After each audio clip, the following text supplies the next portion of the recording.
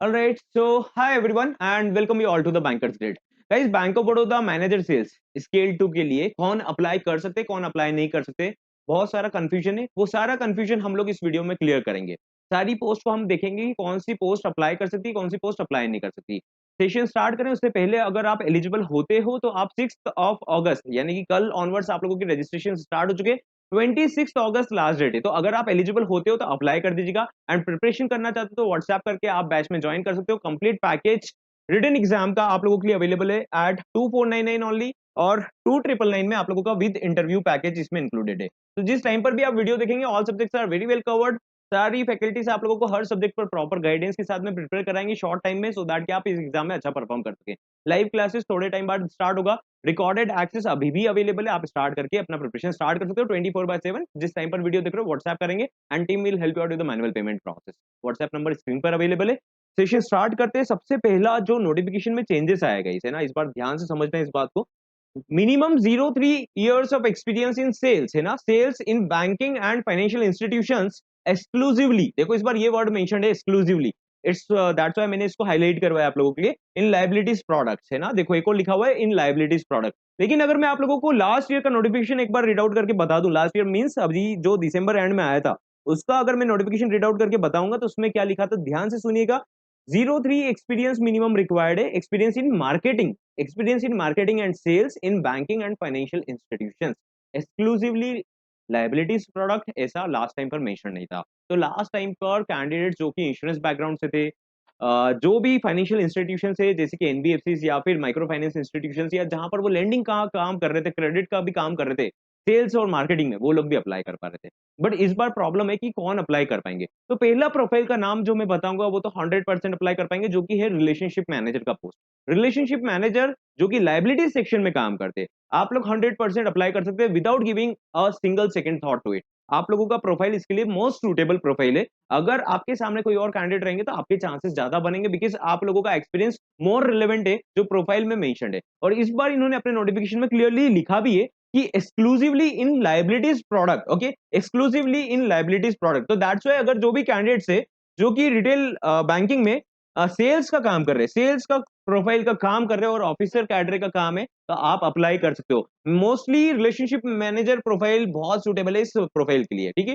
तो अब पॉइंट आता है कि रिटेल बैंकिंग में ऑपरेशंस का जो काम करते हैं, जैसे कि backup branch manager, operations manager, या फिर ऐसा प्रोफाइल जो कि सर्विस डिलीवरी का काम करते हैं बट स्टिल वो लोग क्रॉस सेल करते हैं, राइट। तो आप लोग एलिजिबल हो नहीं हो क्लियरली समझते। अगर आप लोग आपके फॉर्म फिलअप के टाइम पर क्लियरली मेंशन करते हो दैट आपका जो ग्रेड है, सपोज करते हैं आपका ग्रेड एएम ग्रेड है, राइट, एएम ग्रेड है या डीएम ग्रेड है, और उस पर आपका जो काम है, आप जब रेज्यूमे बनाओगे, डॉक्यूमेंट्स का फॉर्म फिलअप कराओगे, जो कि मैं आपको नेक्स्ट वीडियोस में गाइड भी करूंगा, तो वहां पर अगर आप मेंशन करोगे कि आपका सेल्स का रोल है, आप पर्टिकुलरली अगर टेलर लिख दोगे तो आपका सिलेक्शन नहीं होगा। अगर आप ऐसा प्रोफाइल का नाम लिखते हो जहां पर आप लोग क्रॉस सेल को हाईलाइट कर सको, सेल्स को भी हाईलाइट कर सको, सेल्स एंड ऑपरेशंस लिख सको, तो आप लोग भी कंसिडरेबल रहोगे। जैसे कि लास्ट टाइम भी हुआ था, कैंडिडेट जो कि ऑपरेशंस में थे उनका भी सिलेक्शन हुआ। क्यों? क्योंकि उन्होंने क्रॉस सेल को हाईलाइट करा था। उनका सेलिंग का भी पार्ट है, राइट, ऑपरेशन के साथ में सेल करना है। अगर आप इसको मेंशन कर सकते हो तो आप एलिजिबल हो। अगर आप इसको मेंशन नहीं करने वाले, आप ऐसा लिखने वाले हो कि आप ऑपरेशंस मैनेजर हो और पूरा प्रोफाइलर आप लोगों का ऑपरेशंस मैनेजर का आप लिखने वाले हो, तो उसके बेसिस पर आपका सिलेक्शन नहीं होगा। अगर आप उसमें सेल्स को इंक्लूड करेंगे कि ये आपका मैंडेटरी पार्ट है, और ऑब्वियसली प्राइवेट बैंक्स में जो भी ऑपरेशंस में काम करते हैं उनका क्रॉस सेल का मैंडेटरी पार्ट है लाइबिलिटीज, रिटेल लाइबिलिटीज सेक्शन में, तो आप लोग डेफिनेटली अप्लाई कर सकते हो इन केस आप सेल्स पार्ट को एक्सप्लेन अच्छे से करते हो, तो कि आपने सेल्स का एक्सपीरियंस है, आपके रेज्यूमे में भी दिखना चाहिए। आप जो प्रोफाइल अपडेट करोगे, आपका एप्लीकेशन अप्लाई करोगे, तब भी आप जो लिखेंगे उसके ऊपर भी मैटर करेगा। सेल्स एंड ऑपरेशन लिखोगे तो दैट वुड बी सुटेबल और आप लोगों भी यहाँ पर अप्लाई कर पाएंगे। तो आई होप आप लोगों को ये 2 पॉइंट पर मैंने क्लैरिटी दे दिया। अब पॉइंट आता है पब्लिक सेक्टर बैंक्स और आरआरबीज के बारे में।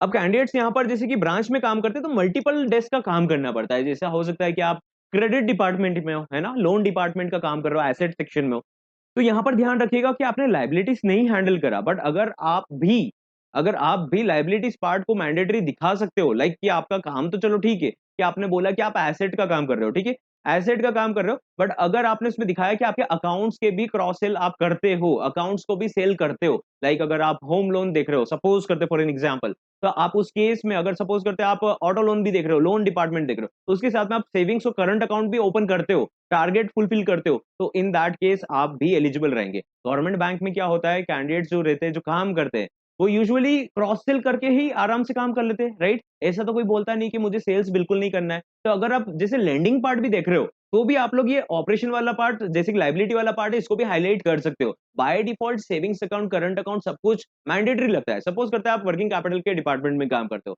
तो वर्किंग कैपिटल में काम करते हो, तो अगर आप करंट अकाउंट ओपन करते हो, उसकी वैल्यूज बिल्डअप करते हो, उसको थर्ड पार्टी क्रॉस सेल भी करते हो, तो आप ऑटोमेटिकली इस पोस्ट के लिए एलिजिबल हो। और यूजुअली जो पब्लिक सेक्टर बैंक्स में काम करते हैं, उनका या तो ऑपरेशंस का काम होता है या एसेट का काम होता है, ऐसा सेल्स का प्रोफाइल नहीं होता। बट दैट डजंट मीन कि आप अप्लाई नहीं कर सकते, आप अप्लाई कर सकते हो, बट इंश्योर कीजिएगा कि थोड़ा बहुत सेल्स के बारे में आप भी रिज्यूमे में लिखें, और आपका जो एप्लीकेशन फॉर्म रहेगा उसमें भी मेंशन कीजिएगा सेल्स एंड ऑपरेशन, है ना? ऑपरेशंस एंड सेल्स दोनों में से इस तरीके से लिखोगे तो आप भी हाईलाइट कर पाओगे, बट आप लोग 100% एलिजिबल हो। अगर क्रेडिट डिपार्टमेंट में कोई कैंडिडेट है जो कि एसेट सेक्शन में काम करते हैं, अगर आप मैनेज कर सकते हो कि आपका करंट अकाउंट और सेविंग्स अकाउंट की भी टारगेट है, आप एफडी भी लाते हो, मंथली बेसिस पर टारगेट फुलफिल करते हो इसके साथ में, तो आप भी एलिजिबल हो, है ना? एसेट के साथ में आप ये भी काम करते हो, तो इन दैट केस आप एलिजिबल हो। अगर आप इसको प्रूव नहीं करते हो, मेन पार्ट रहेगा रेज्यूमे में लिखना, क्योंकि उसके बेसिस पर इंटरव्यू होंगे, एप्लीकेशन फॉर्म फिलअप करोगे, इसमें जो पुटअप करोगे उसके बेसिस पर आपका कैंडिडेट सिलेक्ट होगा या रिजेक्ट होगा।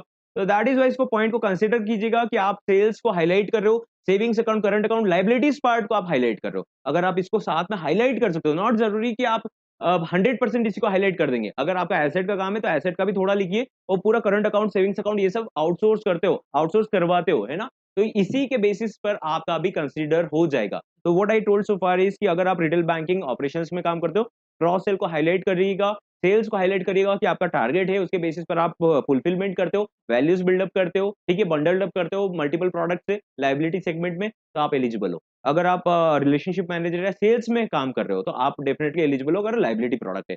डिपॉजिट टेकिंग एनबीएफसी में हो तो आप एलिजिबल हो। डिपॉजिट टेकिंग एनबीएफसी में काम कर रहे हो, स्मॉल फाइनेंस बैंक में काम कर रहे हो, पेमेंट्स बैंक में काम कर रहे हो, तो आप लोग एलिजिबल हो, राइट? फाइनेंशियल इंस्टीट्यूशन के कैटेगरी में सारे आ जाएंगे इसमें। ओके, आप लायबिलिटी सेक्शन में काम कर रहे हो तो आप एलिजिबल हो, उसमें सेल्स दिखा दीजिएगा।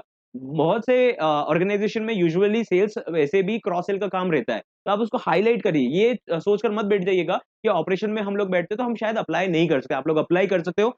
डिपॉजिट टेकिंग का मैंने बता दिया, स्मॉल फाइनेंस बैंक एलिजिबल है, पेमेंट्स बैंक एलिजिबल है, पब्लिक सेक्टर बैंक्स में यूजुअली प्रोफाइल ऐसा सेल्स के नाम से नहीं आता है, तो दैट्स व्हाई आप लोग भी अप्लाई कर सकते हो। दैट्स व्हाई कंफ्यूजन में मत रहिएगा, और आप लोग भी अपने सेल्स के पार्ट को हाईलाइट कीजिएगा। अब इंश्योरेंस एंड एएमसी की अगर हम बात करें तो गाइस देखो, इस लास्ट टाइम तो इंश्योरेंस सेक्टर से और एसेट मैनेजमेंट कंपनी से भी कैंडिडेट सिलेक्ट हुए थे, इंश्योरेंस से बहुत ज्यादा कैंडिडेट सिलेक्ट हुए, लेकिन इस बार आप नोटिफिकेशन में देखेंगे तो यहाँ पर क्लियरली लिखा है exclusively in liability product. Financial institutions apply कर सकते हैं, लेकिन क्या लिखा है यहाँ पर, एक्सक्लूसिवली इन लायबिलिटीज प्रोडक्ट। मेरा ऐसा सोचना है कि आप लोग इसमें अप्लाई कर दीजिए। हो सकता है कि आप जो इंश्योरेंस प्रीमियम ये सब काम करते हो, बैंक का इंश्योरेंस में भी काम करते हो, तो अगर आप सेविंग्स अकाउंट, करंट अकाउंट इनमें भी कंट्रीब्यूट करते हो, तो उसके बेसिस पर अप्लाई कर सकते हो।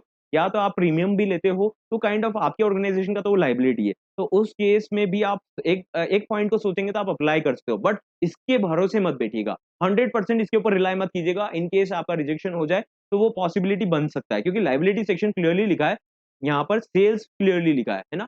तो आप अप्लाई जरूर कीजिए, लेकिन आप अगर हाईलाइट कर सकते हो, जैसे कि आप किसी इंश्योरेंस कंपनी में हो तो आप हाईलाइट कर सकते हो, किसी बैंक इंश्योरेंस जैसे काम कर रहे हो, तो savings account, current account, FD, इन सब के भी टारगेट से, तो आप एफडी का तो आपका टारगेट नहीं रहेगा इंश्योरेंस में, तो आप इसको भी हाईलाइट कर सकते हो। इन दैट केस आप 100% रिलाई मत कीजिएगा। लास्ट ईयर तो कैंडिडेट सिलेक्ट हुए थे, इसलिए आप भी ट्राई कीजिए इस बार, बट 100% रिलाई नहीं करना, अदर अपॉर्चुनिटीज को भी कीप ऑन ट्राइंग रखना है हमको, ठीक है? तो that's all in this session. In case अगर आप लोग एलिजिबल और प्रिपरेशन करना चाहते हो, व्हाट्सएप करके आप बैच में एनरोल कर लीजिएगा। फॉर्म फिलअप करने का वीडियो मैं प्रॉपर बताऊंगा, उसको देखकर फॉर्म फिलअप करना, मिस्टेक मत करना। मिस्टेक करोगे उसके बेसिस पर आप लोगों का इंटरव्यू होगा, मार्क्स आएंगे, पूरा जजमेंट उसके बेसिस पर चलता है। तो अभी रुक कर थोड़ा अपलोड करिएगा, प्रिपरेशन स्टार्ट कर सकते हो, थोड़ा अपडेट करिए, एग्जाम जल्दी शेड्यूल हो जाएगा। ऑलराइट, मिलते हैं नेक्स्ट सेशन में।